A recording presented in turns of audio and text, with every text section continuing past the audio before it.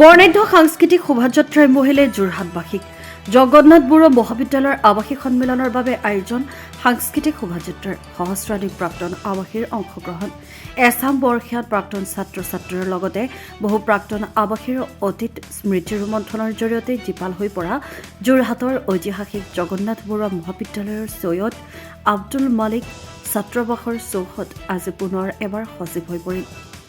মঙলবাৰে জগন্নাথ বৰুৱা মহাবিদ্যালয়ৰ ছাত্ৰাবাস আৰু ছাত্ৰীনিবাসৰ আৱাসিক সন্মিলনৰ প্ৰথম দিনা বিভিন্ন কাৰ্যসূচীৰে মুখৰিত হৈ পৰা সন্মিলনৰ কাৰ্যসূচীৰ দ্বিতীয় দিনা পুৱা বাহিৰ কৰা বৰ্ণিল সাংস্কৃতিক শোভাযাত্ৰাই যেন অনুষ্ঠানৰ সোণত সুৱগা চৰালে। ছৈয়দ আব্দুল মালিক ছাত্ৰাবাসৰ আৰু ছাত্ৰীনিবাসৰ প্ৰথম বেটছৰ পৰা আৰম্ভ কৰি বৰ্তমানলৈকে আৱাসীসকলে অংশগ্ৰহণ কৰা এই বৰ্ণিল শোভাযাত্ৰাই প্ৰতিফলিত কৰি তুলিলে অসম তথা উত্তৰ পূৰ্বাঞ্চলৰ বাৰেৰহণীয়া কৃষ্টি সংস্কৃতি।